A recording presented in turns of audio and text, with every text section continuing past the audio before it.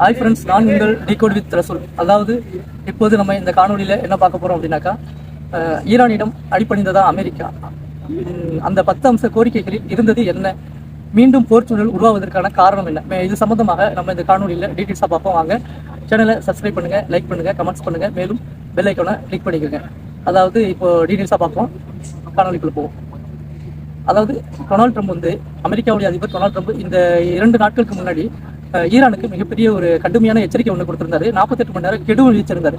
இந்த 48 மணி நேரம் கெடுவுக்குள்ள நீங்க வந்து போர் நிறுத்தத்தை அறிவிச்சு, அதாவது ஹார்மோஸ் ஸ்ட்ரைட் ஆஃப் ஹார்மோஸை வந்து விடுவிச்சிடணும் அப்படின்னு சொல்லிட்டு ரொம்ப கடுமையான எச்சரிக்கை கொடுத்திருந்தாரு. இல்லைன்னா நாங்கள் வந்து உங்களை கற்காலத்துக்கு அனுப்பிடுவோம், உங்களுடைய நாகரிகத்தை அழிச்சிருவோம், உங்களுக்கு நரகத்தை காமிப்போம், அதாவது உங்களுடைய நாட்டில் இருக்கக்கூடிய அனைத்து இன்ஃப்ராஸ்ட்ரக்சர் எல்லாத்தையுமே நாங்கள் அழிச்சு, உள்கட்டமைப்பு, அப்புறம் எரிசக்தி நிலையம், மின் உற்பத்தி நிலையம் மற்றும் பல உங்களுடைய வாழ்வாதாரங்களையும் நாங்கள் கேள்விக்குறியாக்கிடுவோம் அப்படின்லாம் மிகப்பெரிய ஒரு எச்சரிக்கையை கொடுத்துருந்தாங்க. ஆனால் அவர் சொல்லி அடுத்த ஒரு 2-3 மணி நேரத்திலேயே வந்து அங்கே கலிஃபோர்னியா ஒன்டாரியோ அப்படிங்கிற ஒரு கலிஃபோர்னியாங்கிற மாகாணத்தில் ஒன்டாரியோங்கிற ஒரு நகரத்தில் மிகப்பெரிய காட்டுத்தீ, அதாவது காட்டுத்தீ மற்றும் அந்த ஒரு தீப்பிழம்பா வந்து மிகப்பெரிய ஒரு பாதிப்பை ஏற்படுத்திச்சு அவங்களுக்கு. அதை நம்ம பார்த்துருந்தோம். அது ஒரு மிசைல் அடிச்சா கூட அதை அந்த அளவுக்கு ஒரு தாக்கத்தை ஏற்படுத்திருக்காது, அந்த அளவுக்கு ஒரு தீப்பிழம்பு வந்திருக்காது. ஆனால் அவ்வளோ பெரிய தீப்பிழம்பு தாக்குதலாக இருந்துச்சு.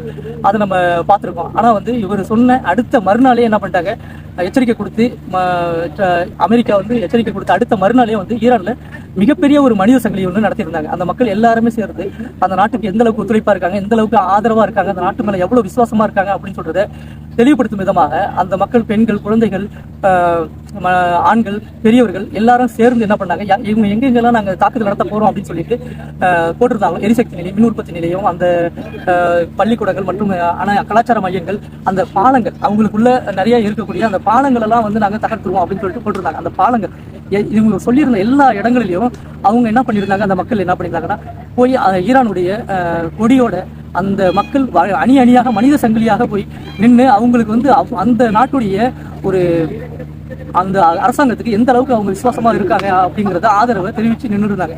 அது மட்டும் இல்லாம இவங்க நினைச்சிருந்தாங்க நைட்ல எல்லாம் கலைஞ்சிருவாங்க, பகல்ல தானே இருப்பாங்க, நைட்ல நம்ம தாக்குதல் பண்ணிக்கலாம் அப்படின்னு சொல்லிட்டு ஒரு இது இருந்தாங்க. ஆனா அந்த மக்கள் என்ன பண்ணியிருந்தாங்க, மன உறுதியோட அந்த நாட்டுக்கு விசுவாசமா நைட்டு முழுக்க அந்த மக்கள் ஒரு அடி கூட நகராம அந்த இடத்துலயே இருந்து, அதாவது நம்ம நாட்டுல ஜல்லிக்கட்டு போராட்டம் நடந்திருக்கும், பார்த்திருக்கோம்ல, நம்ம நைட் ஃபுல்லா வந்து இருக்கும்போது நைட்ல வெளிச்சத்துக்காக வேண்டி தன்னுடைய கைபேசியோடைய ஒரு வெளிச்சத்தை மிளிர விட்டுருந்தாங்க. அதே மாதிரி அந்த மக்களும் அதை அந்த ஜல்லிக்கட்டு போராட்டம் வந்து எப்படி வெற்றி பெற்றதுன்னு நம்ம பார்த்திருக்கோம். அதே மாதிரி அந்த மக்களும் அந்த தொலைபேசியை வந்து லைட் அடிச்சு மிகப்பெரிய ஒரு மனித சங்கிலி போராட்டத்தை இந்த உலகத்துக்கு காமிச்சிருந்தாங்க. அதை பார்த்திருந்த இந்த உலகம் அனைத்து நாடுகளுமே அமெரிக்காவுக்கு மேலும் ஒரு அழுத்தத்தை கொடுத்தாங்க. இந்த மாதிரி மனிதர்கள், அதாவது மக்கள்கள் அதிகம் இருக்கக்கூடிய இந்த மாதிரியான பகுதிகளில் நீங்க தாக்குதல் நடத்துறது மனித உரிமைக்கு மீறலானது, போர் குற்றம் அப்படின்னு சொல்லிட்டு எல்லா நாடுகளிலும் இருந்தும் ஒரு அழுத்தங்கள் அந்த நாட்டுக்கு செல்ல ஒன்று இருக்குது. அதுவும் இல்லாம அந்த மக்களுடைய மன உறுதியும் மன வலிமையும் இந்த உலகமே பார்த்து வியக்கும் அளவிற்கு, என்னடா இஸ்ரேல்ல பாத்தீங்கன்னா ஒரு குண்டு அடிக்கிறான் அப்படின்னாக்கா, ஒரு சைரன்ஸ் சவுண்ட் வந்துச்சு அப்படின்னாக்கா உடனே ஓடி போய் பங்கர்ல கொண்டுறான், பிரதமரே ஓடி போய் பங்கர்ல ஓடிறான். அப்படிலாம் இருக்கும்போது இந்த மக்கள் வந்து,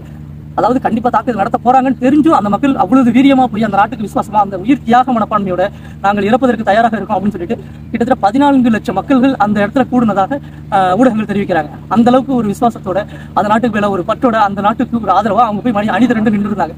இதையெல்லாம் பார்த்த அந்த அமெரிக்க நாடு கொஞ்சம் திகைப்படைந்து போய் இந்த பின்வாங்குவதற்கும் இதுவும் ஒரு காரணமா இருந்துச்சு. ஆனா இது முழுமையான காரணமா இது இல்லை, அதுக்கான காரணங்கள் பல இருக்கிறது.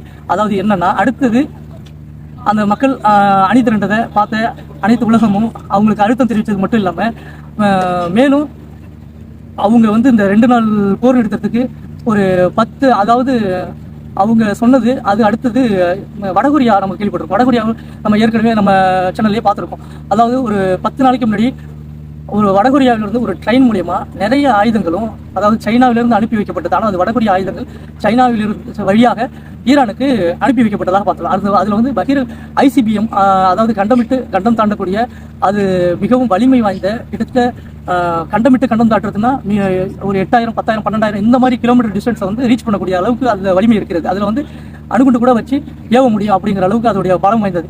ஆனால் அதெல்லாம் வந்து ஈரான் கிடையாது. 2000 3000க்குள்ள தான் அவங்க வந்து வச்சிருக்காங்க. அப்படி இருக்கும்போது வடகொரியாவிலேருந்து அன்னைக்கு போன ஆயுதங்கள் இதெல்லாம் வந்து போயிருக்க கூடும் அப்படின்னு சொல்லிட்டு உளவு தகவல் அமெரிக்காவுக்கு சென்று காரணத்தாலும், மேலும் ரஷ்ய அதிபர் இன்னொரு ஒப்புதல் ஒன்று கொடுத்திருக்காரு. அதாவது சாத்தான் 2 அப்படிங்கிற மிக பிரமாண்டமான ஒரு அழிவை ஏற்படுத்தக்கூடிய மிகப்பெரிய ஒரு ஆயுதம். அது எதுக்கு, அது வந்து ஒரு நகரத்தில் போட்டோம் அப்படின்னாக்கா, இப்போ நியூயார்க்கோ அல்லது சிகாகோ மற்றும் அதாவது இப்போ கலிபோர்னியா அந்த மாதிரி ஒரு மாகாணத்தையும் ஒட்டுமொத்த மாகாணத்தையும் அந்த ஒரு ஆயுதமானது அழிக்கக்கூடிய சக்தி படைத்தது. கிட்டத்தட்ட 200 டன் அளவுக்கு வலிமை வாய்ந்த அது ஒரு ஏவுகணை. அதையும் வந்து ஈரானுக்கு நகர்த்துறதுக்கு ரஷ்ய அதிபர் புட்டின் ஒப்புதல் தெரிவிச்சிருக்காரு அப்படிங்கிற செய்தியும் கேள்விப்பட்டிருக்காங்க. அது மட்டும் இல்லாமல் அடுத்தபடியா ஈராக் ரெசிடென்ஸ் குரூப், ஈராக்கிய எதிர்ப்பு குழுக்கள் மற்றும் ஹிஸ்புல்லா மற்றும் ஹவுதிஸ் அவங்களும் எல்லாம் சேர்ந்து இது மாதிரி ஒரு தாக்குதல், அதாவது ஒருவேளை நீங்க அணுகுண்டே பிரயோகப்படுத்தினீங்க அப்படின்னு சொல்லிட்டா, இந்த நீங்க சொன்ன மாதிரி இந்த 48 மணி நேரம் கழிச்சு நீங்க மிகப்பெரிய தாக்குதலை ஈரான் மேல நடத்திட்டீங்க அப்படின்னு சொன்னாக்கா, நாங்க எல்லாரும் ஒன்று சேர்ந்து இஸ்ரேலுக்கும் உங்களுக்கும் மிகப்பெரிய தாக்குதலை நாங்க முன்னெடுப்போம். அதே மாதிரி இப்ப ஸ்ட்ரைட் ஆஃப் ஹார்மஸ் மூணுலயே வந்து இவ்வளவு நாடுகளுக்கு இவ்வளவு பொருளாதார இழப்பு, இவ்வளவு பிரச்சனைகள், பொதுமக்களுக்கு இவ்வளவு பிரச்சனைகள் நடந்துட்டு இருக்கு, எல்லாத்தையும் பார்த்துட்டு தான் இருக்கும். ஆனா இந்த பாபுல் மந்தம் சொல்லக்கூடிய செங்கடல் பகுதியும் சேர்த்து மூடிட்டாங்க அப்படின்னாக்கா இன்னும் ஏகப்பட்ட சிக்கல்கள் இதுல ஏற்படும் அப்படின்றது அவங்க எல்லாமே எல்லா நாடுகளும் உணர்ந்ததற்கு காரணமாக அமெரிக்காவுக்கு மிகப்பெரிய அழுத்தங்கள் கொடுக்கப்பட்டு வந்தது. அதாவது ஜேடி வான்ஸ் ஒரு 2 நாளைக்கு முன்னாடி ஒரு செய்தியாளர்கள் சந்திப்புல ஹங்கேரியில வந்து ஒரு எலெக்ஷன் நடக்குது. அதுக்கு வந்து ஹங்கேரி பிரதமர் விக்டர் ஓர்பான் அவர்களுக்கு ஆதரவாக இவரு ஜேடி வான்ஸ் போய் அங்க ஓட்டு கேட்கிறார். அதை வந்து ஐரோப்பிய நாடுகள் எல்லாமே வந்து கடுமையா கண்டிச்சதுக்கு அப்புறம் இப்ப வெளியாயிட்டாரு. வெளியாகும் போது ஊடக சந்திப்புல இந்த மாதிரி ஈரானுக்கு கெடுவிச்சதுக்கு சம்பந்தமா கேட்கும்போது, நாங்க அந்த மிகப்பெரிய தாக்குதலை கூட நடத்த தயாராக இருக்கோம், ஐ மீன் அணுகுண்டா கூட இருக்கலாம் அப்படிங்கிற மாதிரி ஒரு தோரணையில் பேசினார். இதையெல்லாம் காதல வாங்கின உலக மக்கள் மற்றும் அனைத்து நாடுகளும் தான் இதை வந்து அழுத்தம் தெரிவிச்சிருந்திருக்காங்க அமெரிக்காவுக்கு. மேலும் இந்த ரெசிடென்ஸ் குரூப், ஹவுதிஸ் மற்றும் ஹிஸ்புல்லா இவங்கெல்லாம் வந்து மிகப்பெரிய ஒரு கண்டனத்தை தெரிவிச்சது இல்லாம இப்போ வந்து அவங்களுடைய ஆதரவு நிலையில் இருக்கக்கூடிய ஈராக்கிய எதிர்ப்பு குழுவானது குவைத் மற்றும் அது சார்ந்த பஹ்ரைன் இந்த நாடுகள்லாம் நாங்கள் கடுமையான தாக்குதல் நடத்துவோம், மேலும் குவைத்தை கூட நாங்கள் பிடிப்பதற்கு கூட தயங்க மாட்டோம், நீங்க அப்படி ஒரு வேலை செஞ்சிட்டீங்க ஈரான் மேல அப்படின்னு சொன்னாங்க. அந்த அளவுக்கு இறங்கிட்டாங்க. ஹிஸ்புல்லாவும் அந்த அளவுக்கு கடுமையான தாக்குதல் நடத்துவோம், இஸ்ரேலு சுத்தமா இல்லாம பண்ணிடுவோம், அந்த அளவுக்கு நாங்கள் கடுமையான தாக்குதலை செய்வோம், இன்னும் வீரியமா நாங்கள் செய்வோம் அப்படின்னு சொல்லிட்டு எல்லா ரெசிடென்ஸ் குரூப்பும் ஒன்னா சேர்ந்து ஒரு அறிக்கை கொடுத்தாங்க. அதையெல்லாம் பார்த்த இந்த டொனால்ட் ட்ரம்ப் அதாவது அமெரிக்காவினுடைய அதிகார வர்க்கமானது மேலும் இந்த உளவு செய்திகள் எல்லாமே கிடைக்கப்பட்டதன் காரணத்தால் தான் இவங்க அமெரிக்காவில் இவ்வளவு பிரச்சனைகள், அது மட்டும் இல்லாம இவர் இந்த ட்ரூ சோஷியல் தளத்துல இப்படி போட்டிருந்தது அவங்க வந்து அந்த நாட்டு மக்களே விரும்பல. இவர் வந்து ஒரு நாட்டோடைய கலாச்சாரத்தையும், அதாவது அந்த நாட்டுடைய மக்களுடைய இன்ஃப்ராஸ்ட்ரக்சர், அவங்களுடைய வாழ்வாதாரங்களையும் அழிக்கிறேன் போறேன், ஒரு நாகரிகத்தை சுத்தமா இல்லாம ஆக்குறேன் அப்படின்னு சொல்றது எந்த வகையில நியாயம் அப்படின்னு சொல்லிட்டு அந்த அமெரிக்க நாட்டு மக்களே அவர் எதிர்த்து கேள்வி கேட்கக்கூடிய நிலைமைக்கு வந்துருச்சு. அதுவும் இல்லாம அமெரிக்காவில் இருக்கக்கூடிய 25ஆம் அம்ச திட்டத்தின் அதாவது அதை வந்து தீர்மானத்தை அதை நடைமுறைப்படுத்தக்கூடிய காங்கிரஸ் உறுப்பினர்கள் முன் வந்துட்டாங்க. அந்த 24 காங்கிரஸ் உறுப்பினர்களும் அதுக்கு ஆதரவா வாக்களிக்கிறதுக்கு தயாராயிட்டாங்க. அப்படி நடந்திருந்தது அப்படின்னாக்கா அமெரிக்காவினுடைய அதிகாரங்கள் அந்த அதிபர் டொனால்ட் ட்ரம்புக்கு இருந்திருக்காது. அந்த அதிகாரம் அப்படியுமே வந்து துணை அதிபருக்கு போயிருக்கும். அதாவது ஒரு டம்மி பீஸ் அப்படின்னு சொல்லுவோம். அந்த மாதிரி தான் அந்த ட்ரம்ப் வந்து பார்ப்பாங்க. அதிகாரம் இல்லாத ஒரு அதிபராக தான் அவர் அமெரிக்காவில் இருந்திருக்க முடியும். அந்த அளவுக்கு காங்கிரஸ் உறுப்பினர்கள் தயாராயிட்டாங்க, எல்லாமே ஆதரவு தெரிவிச்சிட்டாங்க. 24 காங்கிரஸ் உறுப்பினர்கள் அதுக்கு அந்த தீர்மானங்கள் நிறைவேற்றுவதற்கு தயாராகிட்டாங்க. இதெல்லாம் தெரிஞ்சுக்கொண்ட அதற்கு பிறகு அதுக்கப்புறம் அவருக்கு அதிகாரம் இருக்காது, ஜேடி வான்ஸுக்கு போயிடும். அது வந்து மிகப்பெரிய ஒரு வரலாற்று அசிங்கம் இல்லையா அது. இதையெல்லாம் தெரிஞ்சுக்கிட்ட அந்த டொனால்ட் ட்ரம்ப் என்ன பண்ணாரு அப்படின்னாக்கா, ஈரான் கொடுத்த அந்த 10 அம்ச கோரிக்கைகளை ஏற்றுக்கொள்வோம் அப்படின்னு சொல்லிட்டு உடனடியா போடுறாரு ட்ரூ சோஷியல் மீடியாவில். அதில் திரும்ப அறிவிப்பு கொடுக்குறாரு, நாங்கள் இந்த 10 அம்ச கோரிக்கையை ஏற்றுக்கொள்கிறோம், நீங்க வந்து போர் நிறுத்தத்தை அறிவிங்க 2 வார காலத்துக்கு அப்படின்னு சொல்லிட்டு ஈரானுக்கு அறிவிப்பு கொடுக்குறாங்க. அப்ப ஈரானுக்கு அறிவிப்பு கொடுக்கும் ஈரான் வந்து ஒரு 10 அம்ச கோரிக்கையை கொடுக்குறாங்க. அந்த 10 அம்ச கோரிக்கையில் என்ன இருக்குது அப்படின்னு சொல்லி பாத்தீங்கன்னா, ஒன்று வந்து அணுகுண்டு தயாரிக்க கூடாதுன்னு சொல்றாங்க. அதை வந்து ஈரானும் ஏற்றுக்கிட்டாங்க. அணுகுண்டு நாங்கள் தயாரிக்கல. 2 வந்து யுரேனியம் செறிவூட்டத்துல குறிப்பிட்ட வரம்புக்குள்ளதான் வச்சிருக்கணும். இந்த யுரேனியம் செறிவூட்டத்தில் நாங்கள் சொல்றதுக்கு தகுந்த மாதிரி தான் நீங்க செய்யணும் அப்படின்றத அவங்க ஏற்றுக்கல. அதாவது அவங்க சொன்ன இந்த 10 அம்ச கோரிக்கைகளை தான் அவங்க அமெரிக்கா ஏற்றுக்கிட்டதாக அவங்களே ஒத்துக்கிட்டாங்க. அதாவது அந்த செறிவூட்டப்பட்ட யுரேனியத்தை நாங்கள் எங்களுடைய தேவைகளுக்காக தான் பூர்த்தி செய்கிறோம், எங்களுடைய தேவைக்கு என்னவோ அதை நாங்கள் செறிவூட்டிப்போம், அதில் யாரும் எங்களை வந்து கட்டுப்படுத்தக்கூடாது அப்படின்னு சொல்லிட்டு அதையும் சொல்லியிருக்காங்க. அடுத்தபடியா மேலும் வந்து அந்த அவங்களுக்கு விதிக்கப்பட்டிருந்த பொருளாதார தடைகள், ஏகப்பட்ட பொருளாதார தடைகள் போட்டிருக்காங்க. அந்த முதல்கட்ட பொருளாதார தடை, 2ஆம் கட்ட பொருளாதார தடை, அனைத்து பொருளாதார தடைகளையும் நீங்க விலக்களிக்கணும், நீக்கணும் முழுவதுமா அப்படின்னு சொல்லிட்டு அதையும் மூணாவது கோரிக்கையா சேர்த்திருந்தாங்க. அடுத்தது இதுவரையில் இருந்த கோரிக்கைகள் அனைத்து தடைகள், அதாவது அவங்க மேல விதிக்கப்பட்டிருந்த, அவங்க பிராக்சி டீம் மேல விதிக்கப்பட்டிருந்த தடைகள், ஹவுதிஸ் ஏமன் ஹவுதிஸ், அப்புறம் ஹிஸ்புல்லா மற்றும் அந்த ஈராக்கிய எதிர்ப்பு குழுக்கள் இவங்க மேலாம் இருந்த அந்த தடைகளையும் நீக்கணும், அவங்களாம் வந்து சுதந்திரமா செயல்படணும் அப்படிங்கிற கோரிக்கை, மேலும் அவங்க மேல இனி தாக்குதல் எதுவும் நடத்தக்கூடாது அப்படின்னும் அவங்க சொல்லியிருந்தாங்க. அடுத்தது ஸ்ட்ரைட் ஆஃப் ஹார்மஸ்ல நாங்க எங்க கட்டுப்பாட்டில் தான் வச்சிருப்போம். இப்போ $2 மில்லியன் பணம் வாங்குறோம், அந்த வந்து நாங்கள் கண்டினியூஸா வாங்கிட்டு இருப்போம். இதுல வந்து யாரும் எந்த தலையிடுதலும் இருக்கக்கூடாது, எங்க கண்ட்ரோலா தான் இருக்கும் அப்படின்னு சொல்லியிருக்கோம். மேலும் அதுல அந்த ஸ்ட்ரைட் ஆஃப் ஹார்மஸ்ல வசூல் பண்ற $2 மில்லியன், ஒரு கப்பலுக்கு வாங்கக்கூடிய $2 மில்லியன் நாங்க ஓமனோட பகிர்ந்துப்போம் அப்படின்னு சொல்லியிருந்தாங்க. ஏன்னா ஓமனும் அங்க பக்கத்துல அருகில் இருக்கிறதுனால அவங்களோட அவங்க ஷேர் பண்ணி தான் சொல்லியிருக்காங்க. அடுத்தபடியா அதே மாதிரி இந்த பொருளாதார தடை சம்பந்தமா அனைத்தையும் நீக்கி இதை வந்து UN மூலியமா எங்களுக்கு தீர்மானம் நிறைவேற்றி ஒப்புதல் வாக்குமூலம் கொடுக்கணும் அப்படின்னு சொல்லிட்டு சொல்லியிருந்தாங்க. அடுத்தது யார் மேலேயும் எந்த தாக்குதலும் நடத்தக்கூடாது, இந்த தாக்குதல் முழு போர் நிறுத்தங்கிறது நிரந்தரமான போர் நிறுத்தமா இருக்கணும், எங்களுக்கு வந்து நிரந்தரமான தீர்வாக தான் இருக்கணும் எதுவாக இருந்தாலும், அந்த அதாவது இடைநிறுத்தமா எதுவுமே இருக்கக்கூடாது அப்படின்னு சொல்லிட்டு அவங்க தரப்புல எச்சரிக்கை, அதாவது அவங்க கொடுத்த கோரிக்கைகள் பகிரங்கமா தெரிவிச்சிருந்தாங்க. இதுவரையிலும் அந்த போர் நிறுத்தத்தை அறிவிச்சு அமெரிக்கா நிறைய நட வந்து ஈரான் பேசணும்னு சொன்னாங்க. ஆனால் ஈரான் ஒரே வார்த்தையில் சொல்லிட்டாங்க, நாங்கள் இதுவரை யாருக்கிட்டையுமே போர் நிறுத்தம் சம்பந்தமா பேசவே இல்லை, இந்த ஒரு முறை மட்டும்தான் அவங்க சொல்லியிருக்காங்க. இத்தனை கோரிக்கை, எங்க கோரிக்கை அனைத்தும் ஏற்றுக்கிட்ட மட்டும்தான் நாங்கள் வந்து இந்த போர் நிறுத்தத்தை அறிவிப்போம் அப்படின்னு சொல்லியிருந்தாங்க. அதே மாதிரி அதை வந்து பாகிஸ்தான் பிரதமர் ஷபாஸ் ஷரீஃப் வச்சு தான் இந்த பேச்சுவார்த்தை நடத்தியிருந்தாங்க. அப்போ ஷபாஸ் ஷரீஃபும் சொல்லியிருந்தாங்க. அதுவும் இல்லாமல் லெபனான் மற்றும் இஸ்ரேல் வந்து அத்துமீறி லெபனான் மேலே தாக்குதல் நடத்துறதையும் சேர்த்து தான் சொல்லியிருந்தாங்க. அதையும் நிறுத்தணும், லெபனான் மேலேயும் தாக்குதல் நடத்தக்கூடாது, ஹிஸ்புல்லா மேலேயும் தாக்குதல் நடத்தக்கூடாது அப்படின்னு பேசியிருந்தாங்க. அதையும் ஒத்துக்கிட்டு தான் அந்த கோரிக்கை ஒத்துக்கிட்டதுக்கு அப்புறம் தான் ஈரானும் அறிவிப்பு செஞ்சாங்க போர் நிறுத்தம் சொல்லி. ஆனால் அந்த ஷபாஸ் ஷரீஃப் அப்போ அவர் தலைமையில் தான் இந்த போர் நிறுத்தத்தை அவங்க முன்மொழிந்தாங்க.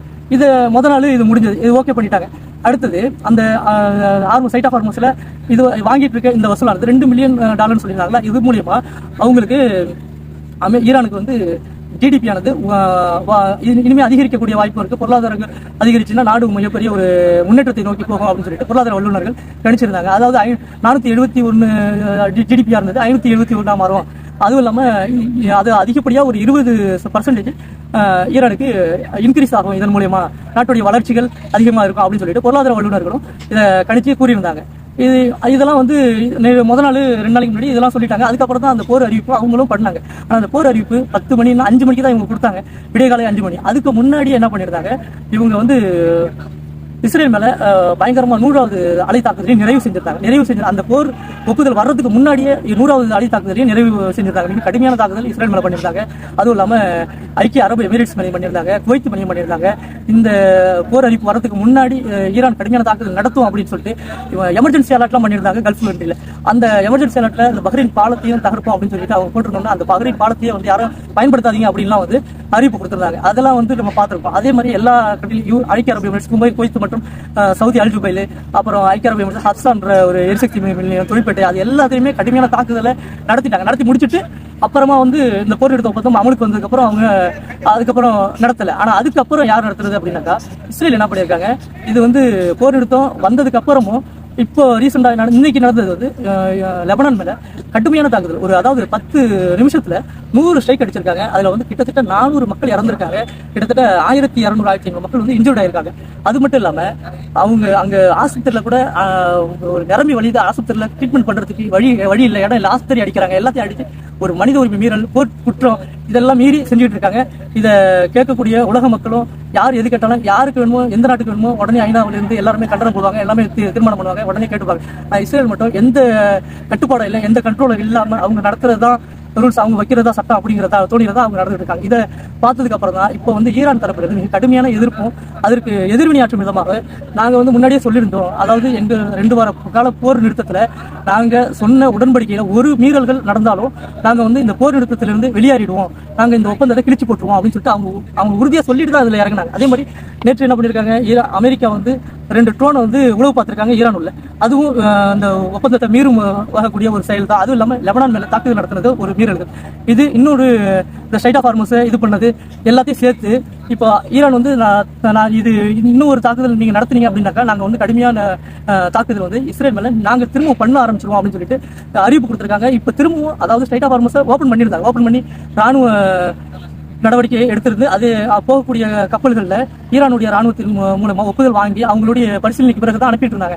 இந்த இஸ்ரேலுடைய தாக்குதல் நடந்ததுக்கு அப்புறம் அதையும் இப்போ என்ன பண்ணியிருக்காங்க, ஈரானானது பழைய மாதிரி ஸ்ட்ரைட் ஆஃப் ஹார்மஸை கட்டுப்படுத்துறோம், நாங்கள் இதை வந்து நிரந்தரமாக மூடுறோம் அப்படின்னு சொல்லிட்டு திரும்ப போர் சூழல் உருவாகுது அப்படின்னு சொல்லிட்டு இப்போ ஓப்பன் பண்ண ஸ்ட்ரைட் ஆஃப் ஹார்மஸை மூடிட்டாங்க. இதுல நமக்கு என்ன தெரியுதுன்னா, நம்ம எத்தனையோ மக்கள் பொருளாதாரம் எடுத்து பல நாடுகளில் 144 போட்டு, அதாவது 144 தடை உத்தரவே போட்டு அந்த மக்களுக்கு பெட்ரோல் கிடைக்காம, சாப்பாட்டுக்கு உணவு கேஸ் இல்லாம பல மக்கள் அவதிப்படுறாங்க. அதுவும் இல்லாம அந்த கப்பல்கள் ஸ்ட்ரைட் ஆஃப் ஹார்மஸ்ல கிட்டத்தட்ட எத்தனை 1 மாச காலமாக தங்கியிருக்காங்க. அவங்களுக்குலாம் வந்து சரியான தண்ணி கிடைக்கல, உணவு கிடைக்கல, அவங்களுடைய கஷ்டங்கள் இருக்கு. அவங்க ஒவ்வொரு மக்களையும் ஒவ்வொரு நாட்டிலையும் அவதிப்பட்டு தான் இருக்காங்க. இது எல்லாத்துக்கும் காரணம் இஸ்ரேலுடைய பிரதமர் நெதன்யாஹூ, அமெரிக்காவுடைய பிரதமர் டொனால்ட் ட்ரம்ப் தான். ஏன்னா இப்போ வந்து எல்லாத்துக்கும் போர் நிறுத்த ஒப்பந்தம் வந்துருச்சு அப்படின்னு சொல்லிட்டு எல்லாரும் மகிழ்ச்சியா இருந்தாங்க. இனிமேல் எல்லா நாட்டுக்கும் எல்லாம் தகுதடை இல்லாம வந்துரும் அப்படின்னு சொல்லிட்டு ரொம்ப மகிழ்ச்சியா இருக்கிற இந்த நேரத்துல இந்த போர் குற்றவாளி நெதன்யாஹூ ஒரு மிகப்பெரிய ஒரு கொடூரான அரக்கனாக இருந்துகிட்டு இப்ப திரும்பவும் ஒரு தாக்குதலை விதிகளை மீறி செஞ்சிருக்காங்க. இதனால பாகிஸ்தான் இப்போ வந்து தலை குனிஞ்சு நிற்கிறாங்க. நாங்க தான் போர் ஒப்பந்தத்தை நாங்க தான் வந்து எங்க இது பண்ணி சமரசம் பண்ணி வச்சிருந்தோம். ஆனா வந்து இன்னைக்கு இஸ்ரேல் தான் இதை மீறுது. நாங்க இதையும் அந்த ஒப்பந்தத்துல எழுதி தான் நாங்க கொடுத்துருந்தோம் அப்படின்னு அமெரிக்காவுக்கு அறிக்கையா சொல்லியும் அவங்க இப்ப என்ன சொல்ற ஜெடி வந்து நாங்க இதெல்லாம் வந்து நாங்க காதலியா வாங்கல, இது வந்து நாங்க கொடுத்த அந்த 10 அம்ச கோரிக்கை கிடையாது அப்படின்னு சொல்லிட்டு இப்ப சொல்றாங்க. அப்ப ஏத்துக்கிட்டாங்க. இன்னைக்கு ஒரு நாள் தான் இருக்கு, இப்பவே வந்து மாத்தி பேசுறாங்க. அப்ப இதுல நம்ம என்ன புரிஞ்சுக்கணும்னா, இவங்க உண்மையான விஷயங்களை என்னைக்குமே பேச மாட்டாங்க. அதாவது பொய் சொல்லி நம்மளை முன்ன வர வச்சு பின்னாடி குத்துவாங்க. இந்த மாதிரியான வேலைகள் தான் அமெரிக்காங்கிறது செஞ்சுட்டு இருக்கு. பழிவாங்க சூழல்கள் மற்றும் அவங்கள பழி வாங்குற மாதிரி தான் இப்படி செய்யறாங்க. அதை கரெக்டா ஒத்துக்கிட்டாங்க முன்னாடி. இப்ப நாங்க இதெல்லாம் ஏத்துக்கவே இல்லை, இது எங்கிட்ட வரவே இல்லை. இந்த மாதிரி நாங்க கொடுத்த 15 அம்ச கோரிக்கையை தான் நாங்க வச்சிருக்கோம், அதை தான் நீங்க கொடுக்கணும் இப்படின்னு சொல்லிட்டு இப்ப இந்த 10 அம்ச கோரிக்கையை குப்பையில போட்டுட்டோம் அப்படின்னு சொல்லிட்டு ஒரு வெக்கமான சூடு சொல்ற இல்லாம பேசுறாங்க ஜெடி வாட்ஸும். அப்புறம் அந்த ட்ரம்ப் சொன்னதாக பென்டகனுடைய ஒயிட் ஹவுஸ் உடைய செய்தி தொடர்பாளர் கரோலினி பேசுறாங்க. இதெல்லாம் கேட்கும்போது இந்த மக்களுக்கு, உலக மக்கள் யார பைத்தியக்காரன் நினைக்கிறது, ஒரு வல்லரசு நாடு, ஒரு நாட்டாமன்னு சொல்ற அளவுக்கு ஒரு தகுதியான ஒரு அமெரிக்காங்கிற ஒரு மாபெரும் கட்டமைப்பு வந்து ஒரு பைத்தியகாரத்தனமான ஒரு மென்டல் கிட்ட மாட்டிக்கிட்டு முடிக்குது அப்படின்னு சொல்லிட்டு எல்லா மக்களும் கேடுகட்டத்தனமா பேசிட்டு தான் இருக்காங்க. அதுவும் இல்லாம பிரான்ஸ் அதிபர் முன்னுக்கு பின் புறநான பேசக்கூடிய இவர்கிட்ட நம்ம பேசவே கூடாது அப்படின்ற மாதிரிலாம் ஒரு கடுமையான ஒரு எதிர்ப்பையும் தெரிவிச்சிருந்திருக்காரு. அதுவும் இல்லாம இப்ப இந்த நடந்துகிட்டு இருக்கக்கூடிய அந்த பொருசூழல்ல குவைத்தினுடைய டாக்டர் முக்கியமான ஒரு அஜிசி அப்படிங்கிறவர் ஒரு கருத்து தெரிவிச்சிருக்காரு. இப்ப அன்னைக்கு ஸ்ட்ரைட் ஆஃப் ஹார்மஸ் திறக்கணும் அப்படின்னு சொல்லிட்டு பஹ்ரைனும் குவைத்தும் சேர்ந்து ஒரு தீர்மானம் ஒன்று யூஎன்ல கொண்டு வந்தாங்க. ஸ்ட்ரைட் ஆஃப் ஹார்மஸ் அதாவது விதியை மீறி ஈரான் கட்டுப்படுத்துது, இது வந்து பொதுவானது அப்படி இப்படின்னு சொல்லிட்டு அவங்க மேல தடை விதிச்சு இதை வந்து ஓபன் பண்றதுக்கான வழியை செய்யுங்க அப்படின்னு சொல்லிட்டு கொடுத்தாங்க. அதை வந்து ரஷ்யா பிளஸ் சைனா இது ரெண்டும் சேர்ந்துமே வீட்டை பண்ணி அதை தூக்கி குப்பையில போட்டாங்க. இது வந்து ஈரான் செய்யறது சரிதான் அப்படின்னு சொல்லிட்டு அதை பார்த்த அனைத்து நாடுகளும் அதுவும் ஒரு காரணமா இருக்கும். இது பின்வாங்க மிகப்பெரிய ஒரு சப்போர்ட்டா, ஒரு பலமா ரஷ்யாவும் சைனாவும் அவங்களுக்கு ஈரானுக்கு உந்து சக்தியா இருந்துகிட்டு செயல்படுறாங்க. இது நாளடைவுல என்ன ஆகும் அப்படின்னாக்கா, வரும் காலங்கள்ல மத்திய கிழக்கு நாட்டினுடைய சமன்பாட்டையே தீர்மானிக்கக்கூடிய ஒரு உந்து சக்தியாக, ராஜ்ய சக்தியாக ஈரான் தான் இருக்கும். இப்ப இருக்கக்கூடிய அரபு நாடுகளுடைய அரபு நாடுகளுடைய ஒரு பவரானது செல்லுபடியாகாது. இனிமே வந்து மத்திய கிழக்கின் சமன்பாட்டை தீர்மானிக்கக்கூடிய சக்தி இனிமே ஈரான் மட்டும் தான் அப்படின்னு சொல்லிட்டு குவைத்தினுடைய ஊடகவியலாளர், அவர் ஒரு டாக்டர், அவர் ஒரு செய்தி தொடர்பாளர், அவரே வந்து சொல்லியிருக்காரு. அப்படிங்கிறப்ப நம்ம இதுல இருந்து என்ன புரிஞ்சுக்கணும்னா, இனிமே வந்து ஈரான் வந்து ஒரு உலக வல்லரசுக்கு நிகராக தான் செயல்பட்டு இருக்கு. அதாவது கம்யூனிசமும் ஏகாதிபத்தியமும் சேர்ந்து ஈரான் ஒரு பகடக்காய் மாதிரி வச்சு அவங்க நினைச்சதை சாதிச்சிரும் அப்படின்னு சொல்லிட்டு மத்திய கிழக்குல இறங்கினாங்க. ஆனா இப்போ என்ன நடந்ததுன்னா, இவங்க 2 பேரையும் வச்சு ஈரான் மிகப்பெரிய ஒரு சாதனையை மத்திய கிழக்குல பண்ணி நானும் ஒரு ராஜா தான் அப்படின்னு சொல்லிட்டு மத்திய கிழக்கின் ஒரு சமன்பாட்டை தீர்மானிக்கக்கூடிய மிகப்பெரிய சக்தியாக உருவெடுத்திருக்கு. இதுதான் இன்னைக்கு உலக மக்கள் வந்து புரிஞ்சுக்கிட்டாங்க. இதுதான் உண்மையும் கூட.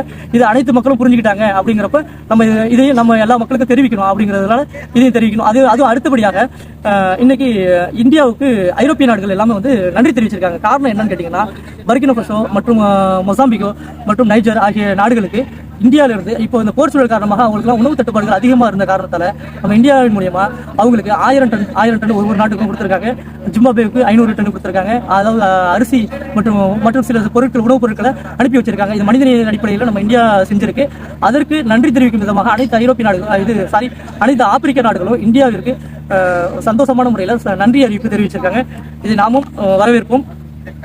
அடுத்தபடியாக 150 கோடி மக்கள் வந்து இன்னைக்கு தவிச்சிட்டு இருக்காங்கன்னா, இந்த ஸ்ட்ரைட் ஆஃப் ஹார்மஸ்ல இப்ப விட்டிருந்த அந்த போர் சூழல் திரும்பவும் போர் உருவாகக்கூடிய சூழலை ஏற்படுத்துறது காரணம் யாருன்னா, இந்த டொனால்ட் ட்ரம்ப் மற்றும் நெதன்யாஹூ இவங்க 2 பேரும் தான். அப்படிங்கிறப்ப இந்த மக்கள் வந்து அவங்கள இன்னைக்கு வரலாம் ஏற்றுக்காத மனநிலையில தான் இருக்காங்க. அமெரிக்காவிலும் டொனால்ட் ட்ரம்ப்க்கு எதிர்ப்பு மனநிலை அதிகரித்து போயிட்டு இருக்கு. அதே இஸ்ரேலில் ஆட்சி செய்யக்கூடிய இஸ்ரேலிய மக்களும் அந்த நெதன்யாஹூவை கடுமையாக விமர்சித்து அவரை பிடிக்காம தான் அந்த அதிகாரத்தில் அவர் இருக்காருங்கிறப்ப இந்த நாட்டுக்கு கிடைத்த கேடு அப்படின்னு தான் சொல்லுவாங்க. அதுதான் அந்த மக்கள் இப்போ இன்னைக்கு எல்லாமே எதிர்ப்பு மனநிலையில் இருக்கு. அதை வந்து போராட்டங்கள் மூலியமா தெரிவிச்சுக்கிட்டு தான் இருக்காங்க. அந்த 2 நாடுகளிலுமே 2 ஆட்சியாளர்களுக்குமே வந்து அங்கே ஆதரவு இல்லாத ஒரு சூழல் தான் இப்போ ஆட்சி நடந்துகிட்டு இருக்கு அப்படிங்கிறத தெரிவிச்சுக்கிறோம். மேலும் பல தகவல்களை இப்போ சொல்லியிருக்கோம்.